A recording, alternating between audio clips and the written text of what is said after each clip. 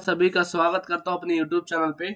और आज का हमारा टॉपिक होगा हिस्ट्री क्लास 12 चैप्टर नंबर 3। जी हाँ, हम अपनी क्लास 12 की जो इतिहास की सीरीज है उसमें चैप्टर 1, चैप्टर 2 और हम करंटली चैप्टर 1 करने वाले हैं।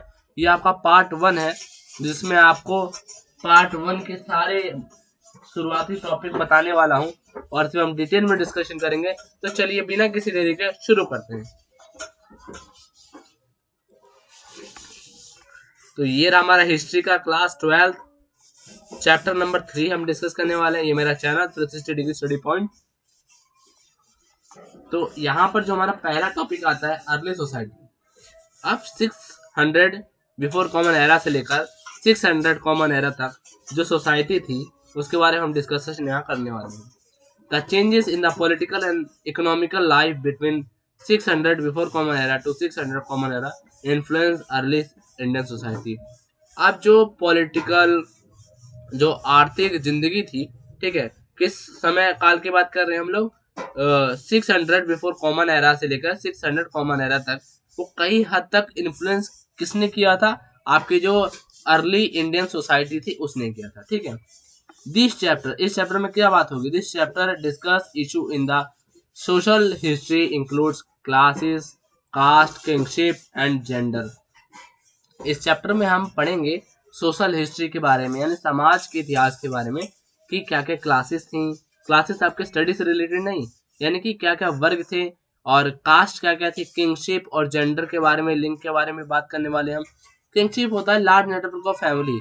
जब एक लार्ज नेटवर्क ऑफ फैमिली हो जाती है तो उसे किंगशिप कहते हैं। आगे हम डिटेल में पढ़ने वाले हैं इस चीज के बारे में।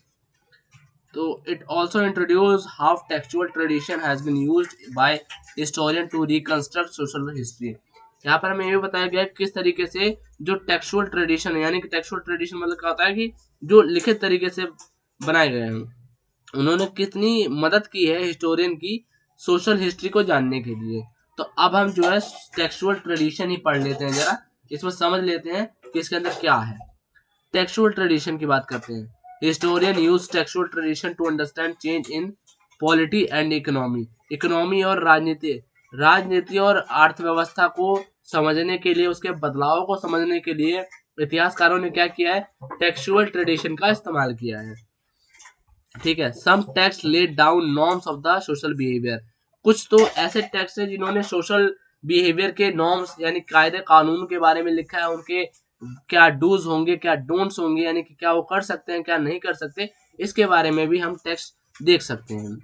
Other describe and occasionally comment on a wide range of social situation and practices.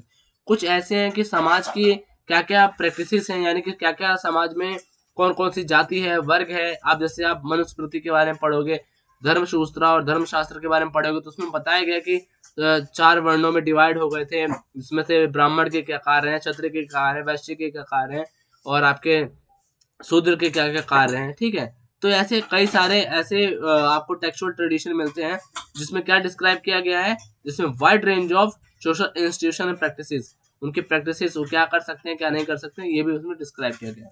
We can catch a glimpse of some social actors from inscription. Inscription के अंदर हम कुछ ऐसे सोशल एक्टर्स, यानी कि कुछ ऐसे अभिनेता, जैसे कि मान लो आपने महाभारत देखी है, उसमें कई सारे किरदार हैं, तो ऐसे कई सारे हम सोशल एक्टर्स को भी इंस्क्रिप्शन की मदद से जान सकते हैं।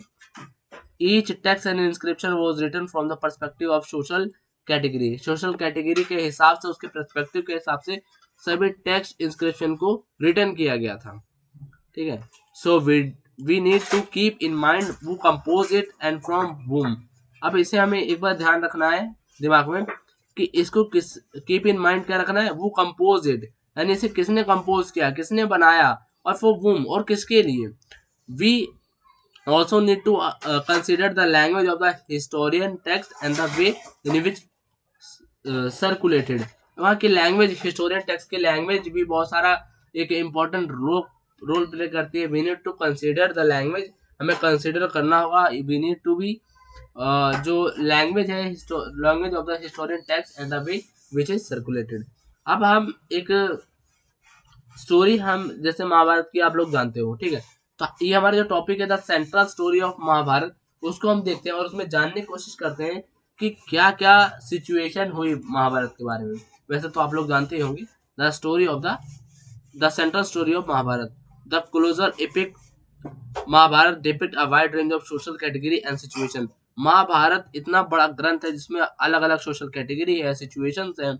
The Mahabharata like any other epics contain vivid description of battles, forest, palaces and settlement। बहुत ही प्रचुर मात्रा में अनगिनत टाइप आप कह सकते हो उसमें बैटल के डिस्क्रिप्शन है, फॉरेस्ट के डिस्क्रिप्शन है, पैलेस के हैं और अलग अलग सेटलमेंट्स के भी हैं।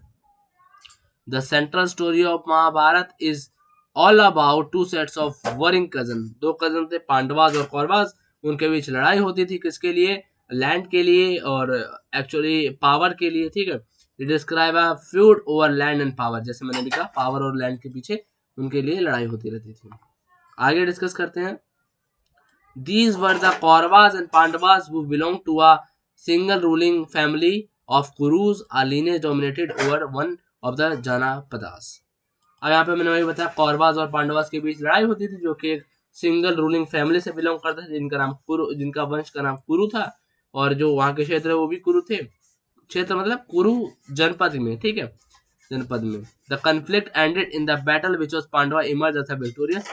पांडव जीत गए थे आफ्टर द पैटर्नरी सेक्शन वॉज प्रोक्लेम। और उसके बाद वही वंशानुगत तरीके से पैटर्नरी को फॉलो करते हुए वहां के वंश पिता के बाद पुत्र को, पुत्र के बाद उसके पुत्र को, उसके बाद उसके पुत्र को, ऐसे चलते गए। V S. Sukthankar and the critical edition of Mahabharata, most important. चलिए डिस्कस करते हैं। वी.एस. सुक्तांकर एक संस्कृत स्कॉलर थे भारत के, जिन्होंने एक प्रोजेक्ट स्टार्ट किया preparing critical edition of Mahabharata. Mahabharata के क्रिटिकल एडिशन बनाना चाहते थे।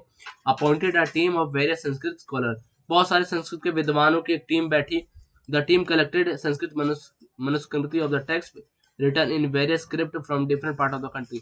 अलग अलग देशों से अलग अलग संस्कृत के मैन्युस्क्रिप्ट को लाया गया, उसको रखा गया। ठीक है, मैन्युस्क्रिप्ट मतलब पांडुलिपियां। They compare the verses from each manuscript, finally they selected the verses that appeared common to most version. उन्होंने फिर उसके बाद अलग अलग जो पांडुलिपियां थे उन्हें कंपेयर किया, जिसमें से भी वो कॉमन चीजें पाते थे, जो उनको कॉमन लगती थी वो से सिलेक्ट कर लेते थे। ठीक है, वर्सेस मतलब जैसे मंत्रोच्चारण, या फिर आप ये कह सकते हो कि आपके श्लोक हो गए, इस तरीके से।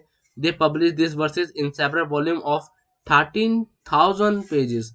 13,000 पेजेस में अलग अलग वॉल्यूम्स में इसे छापा गया, पब्लिश किया गया। There were several common element in the Sanskrit version of the story. कुछ कुछ कॉमन एलिमेंट जो थे संस्कृत वर्जन में, ठीक है, उन्हें स्टोरी में रखा गया। Enormous religious variation were found. अब उसमें क्या है, रीजनल वेरिएशन बहुत ज्यादा पाए गए थे, हद से ज्यादा मात्रा में रीजनल वेरिएशन फाउंड हुए थे, पाए गए थे।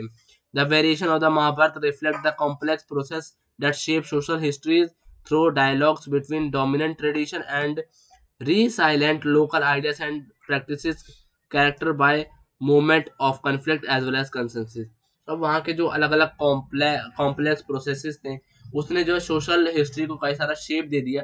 ठीक है, डोमिनेंट ट्रेडिशन और जो लोकल आइडियाज थे, जो प्रैक्टिसेस की जाती, ठीक है, कॉन्फ्लिक्ट्स और बहुत ज्यादा कंसेंसस, यानी कि जो विचार विमर्श था उसके, जो भी महाभारत के अंदर आप अलग अलग तरीके से देखोगे ना, तो महाभारत एक कह सकते हो कि एक किसी पर्टिकुलर चीज पे नहीं गई है। उसके अंदर सोशल हिस्ट्री आप देख सकते हो कैसे, डायलॉग्स की मदद से भी, डोमिनेंट ट्रेडिशन भी देख सकते हो, लोकल आइडियाज भी देख सकते हो महाभारत के अंदर, कॉन्फ्लिक्ट भी देखते हो, कंसेंसस भी देखते हो, यानी कि विरोध भी देखते हो और साथ में विचार विमर्श भी देखते हो। तो महाभारत एक बहुत ही कॉम्प्लेक्स प्रोसेस है। आगे बढ़ते हैं, यहाँ पर जानेंगे आप structure of the family, kinfolk, norms of family and kingship. चलिए शुरू करते हैं इसको भी। All the family are not identical, they vary in terms of number, relationship with each other, the kind of activity that they are share.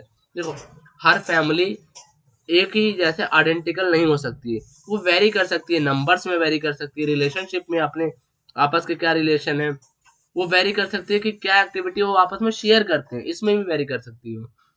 Very often people belonging to the same family share foods and other resources like live, work and perform rituals।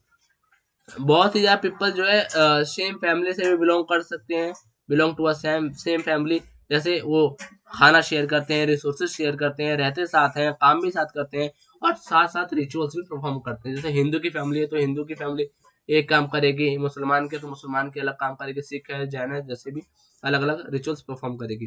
Families are generally a large part of the network peoples known as relatives और kinfolk. जैसे मैंने भी बताया, किंगफोक क्या होता है, जब large network of family होती है, जिसको हम रिलेटिव भी कह देते हैं और किंगफोक भी कहते हैं।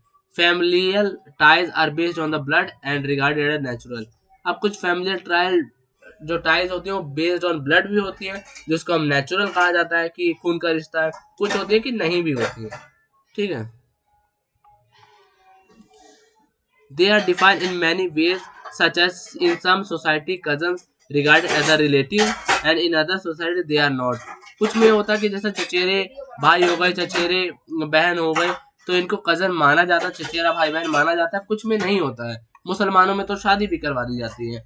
In the case of early society it is easy for historian to retrieve information about the family of the allied class. अब इसमें क्या है, इन द अर्ली सोसाइटी की बात ले लो, ये बहुत ही हिस्टोरियन के लिए इजी हो जाता था इंफॉर्मेशन पाना about the family of the allied class की फैमिली के बारे में इंफॉर्मेशन लेने के लिए।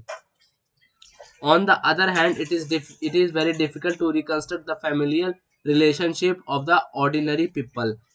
अब दूसरी तरफ देखोगे, बहुत ही ज्यादा मुश्किल हो जाता है जब आप किसी ऑर्डिनरी पीपल के रिलेशन के बारे में जानने की कोशिश करते हो, ठीक है। Next, another important factor is the attitude towards family and किंगफोक।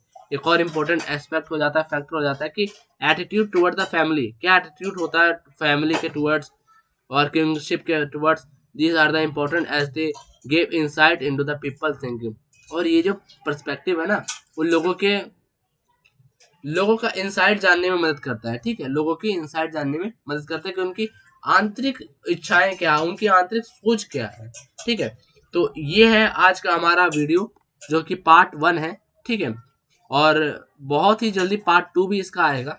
तो अगर आपको मेरी वीडियो पसंद आई हो, इसको सब्सक्राइब करें, चैनल को लाइक करें और इसको ज़्यादा से ज़्यादा बच्चों तक शेयर करें, ठीक है। आगे भी हम ऐसी ही रिलेटेड वीडियो लाते रहेंगे।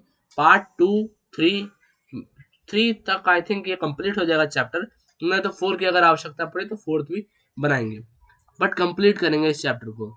तो मेरे वीडियो देखने के लिए आप सभी का धन्यवाद। Thank you very much.